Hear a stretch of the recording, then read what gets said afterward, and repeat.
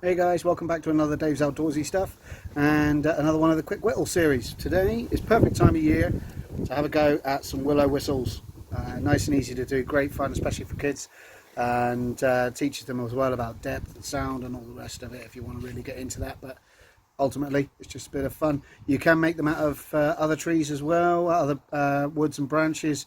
You can use sycamore works very good. But at the moment I'm going to use willow because I've got a lot of it. It's very juicy at the moment, which is what you need.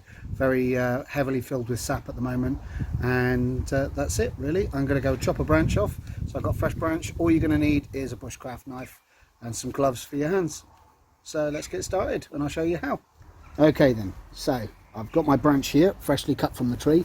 It only really needs to be less than a finger width. You don't want it too thick. And what I'm looking for along this branch is a section that has got very little coming out of it. And I can see a little section here as well. So I'm going to cut it there and there. And although I've got this tiny little bit there, I can cut around that, and that can be the handle. So that's all we need to get started. There's my fresh willow. Okay then, so to start with, we are going to make the mouthpiece. Just for comfort. You don't have to have a mouthpiece with it, but it is a little bit more traditional. Looks about right. So that's all I'm going to do with that there, not a massive amount. And then next we're going to do the air exit hole. So flat across from that, I'm just cutting in a small little chip coming out. So it's not a massive amount, but that's all I'm looking at there. Okay, so that's formed the basis of the whistle. You do not want to go too deep yet. We're going to make that deeper in a minute to make the air chamber. Now, cutting off any little knots and bits and pieces and old branches that come off, I'm just going to run my knife all the way around there, just cutting through the bark, so you'll literally hear it cracking underneath your knife as you slice into it there. I'm just running it around, not too much, not too deep.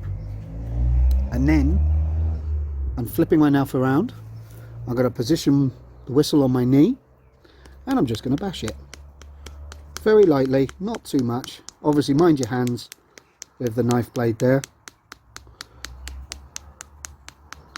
but I'm just tapping it all the way around. And all I'm trying to do here is get that sap moving in between the bark and the main wood inside the branch there.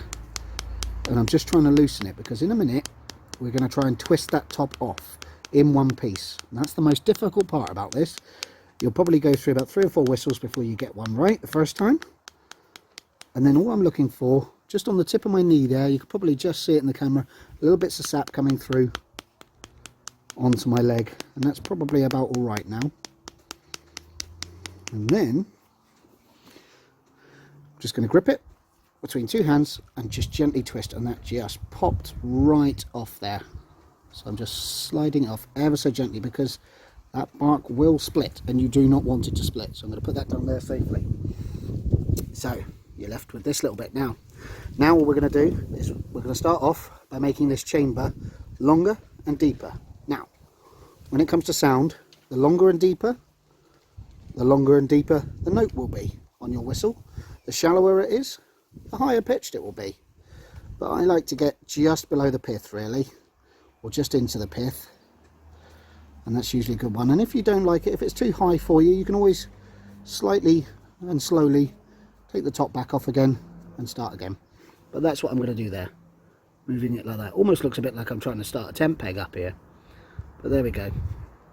And then the last thing before we put it back together is just to take a little bit off the top, so that when we blow into it, the air can get into the chamber.